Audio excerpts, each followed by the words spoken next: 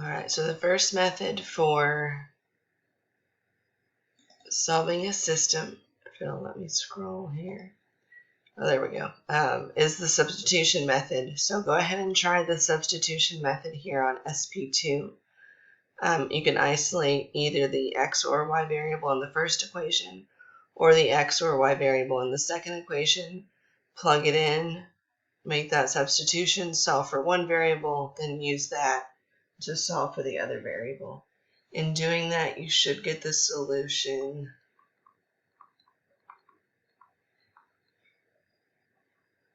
3, -1. And if you'd like to see the work on that, just email me and let me know. The other method that you might be familiar with is called the elimination method. It has two names. One, I've seen the elimination method. It's also called the addition method. And for this method, the first thing you need to know is that both equations need to be in standard form. So standard form, remember, is the x variable, and then the y variable, and then the constant. And so on this first equation, the x is on the left, but the y is on the right. So we're going to subtract that 4y from both sides. And I'm going to rewrite each equation over here. Normally you'd write them to the side, but I'm writing my steps over here. So making sure they're both in standard form is your first step for the elimination method. And then we have -3x plus 7y equals 1. Now from here, the next step is to think of values. You have to think of common multiples to, your goal is to eliminate one of the variables, and that's why it's called the elimination method. It's called the addition method because after we think of this number, we're going to stack and add these two equations together. So your goal is to think of common multiples to make one of the variables, one variable's coefficients, and they're called additive inverses. Additive inverses. That means the same sign with different numbers. So this step has a lot of options. You get to choose whether you want to eliminate the x variables or the y variables. It's totally up to you. You can also choose which one is the negative and which one is the positive. So additive inverses is the same number, but one is positive and one is negative. So the choice is totally yours. You want to try to keep the numbers smaller just to make your life easier. And you want to choose between the variables based on their coefficients. So we've got 5 and 3. They have a common multiple of 15. We have 4 and 7. They have a common multiple of 28. I'm going to pick the x's to eliminate. And you want to make sure one is positive and one is negative, which in this case, that's already true.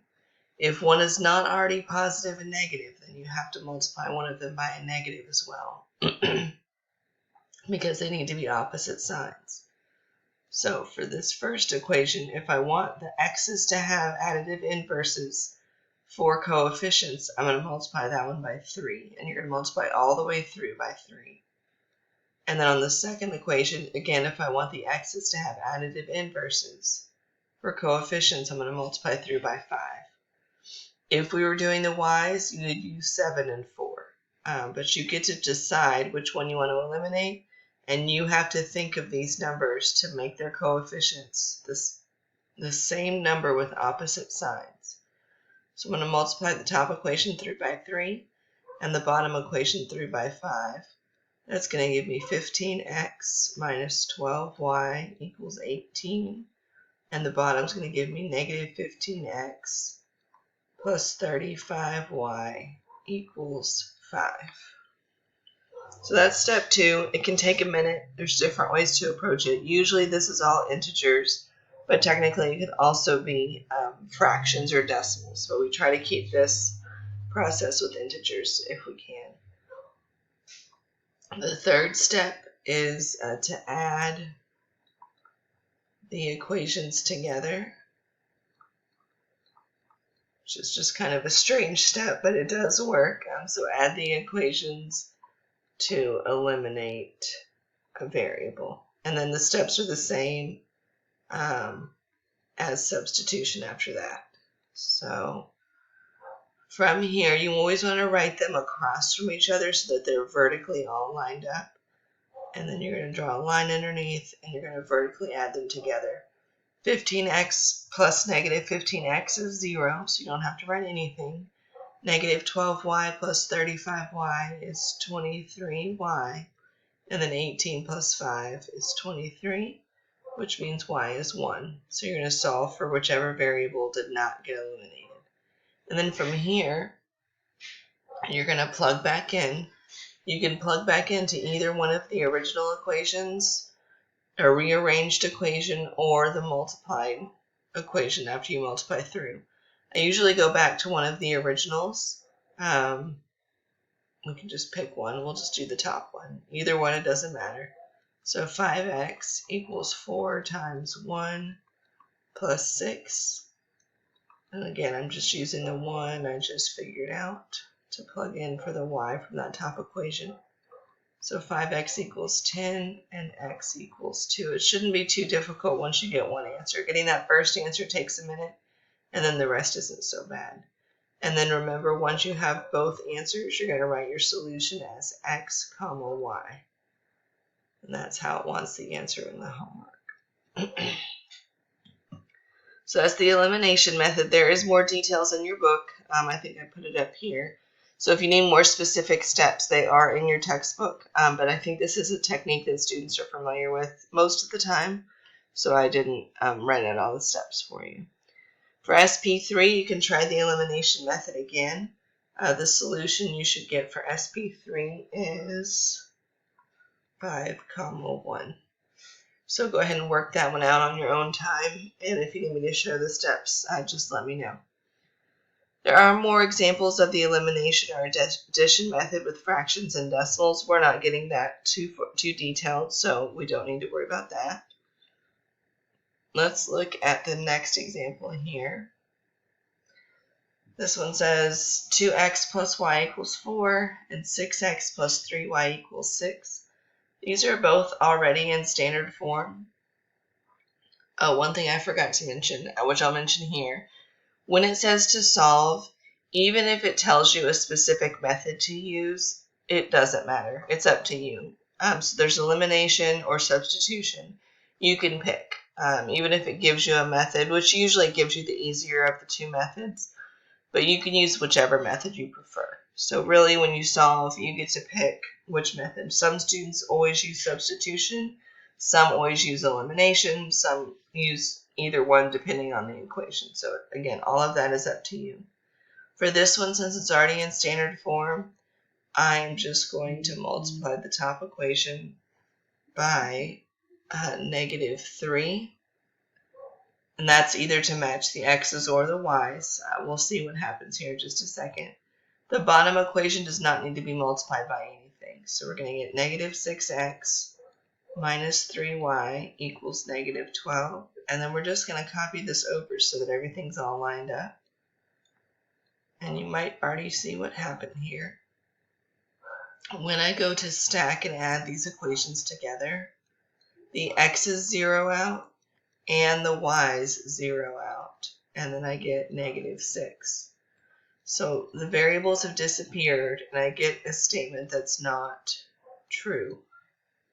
This shouldn't happen very often, but when it does happen, that means you have no solution. And we saw on the previous page, no solution means you have parallel lines. Parallel lines. So it might ask for that part when you get no solution. That also means that those two lines run parallel to each other and don't share any points in common. For SP5, same idea, solve it whichever way you like. This also works out to no solution, so just verify that and make sure you're also getting no solution for this one. which the name for it, I always get the names. I'm not too worried about the names, but your homework will probably ask. It's called inconsistent when there's no solution to two equations. So no solution, the word is inconsistent. And it means you have parallel lines. All right. Let's look at example 6 here. So solving the system y equals 2x minus 1, 8x minus 4y equals 4. This is already set up for substitution, so I'm going to go ahead and use substitution. So 8x minus 4 times 2x minus 1 equals 4. So I'm just plugging that expression in here where I see y. And then I can solve for x. So I'll distribute 8x minus 8x plus 4 equals 4. That means that 4 equals 4, which is always true. Now, when we just have one equation, then we say all real numbers. I can plug in whatever x value I want.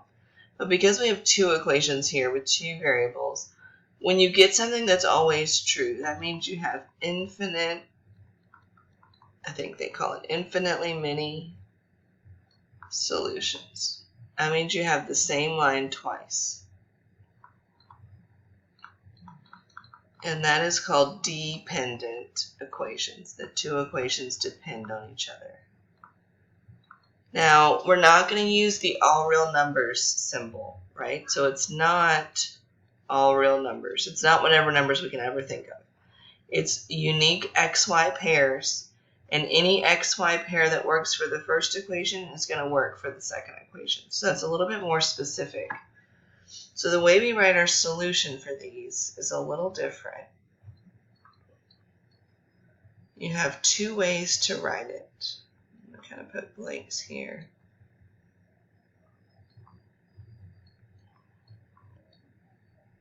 You can either pick a good color. You can either pick whichever x value you want, and then the y value has to follow a rule, or you can pick whichever y value you want, and then the x value has to follow a rule. And that's because they are dependent on each other. So you can pick whatever x you want, but once you pick the x, the y has to follow a certain rule. Or you can pick whichever y value you want, and then once you pick the y, the x has to follow a rule. It's similar to filling in a table of values, right? You can pick and choose your x's and then plug them in to get y, or you can pick and choose your y's and plug them in to get x. In this situation, y is already defined by a rule. So the solution structure is going to be this first one, where x can be whatever you want. And then once you've figured out x, for y, it has to be 2x minus 1. And I'm getting that directly from that top equation. Now, if I really wanted to, I could rearrange this and solve for x and write it the other way. But if it's already isolated for one of the variables, we write our solution like this. And on your homework, it's probably going to have that little notation where x can be whatever you want, and y has to be 2x minus 1. So you might see that notation. And if it was y that was whatever you wanted, this would be a y. But because the way it's solved, x can be arbitrary, pick your x, plug it in to get your y. So that's a different way to write that solution. The similar situation happens with SP6. When you go to solve, you'll get a statement that's always true, which means you have infinitely many solutions. And again, the way we write it is going to look a little different. In this case, x is already solved for. So x has to follow a rule, and y can be whatever we want. The rule for x is already stated right here.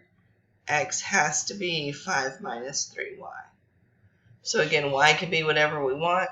X has to be 5 minus 3y. If I wanted to solve for y, I could and write this the other way. But this is already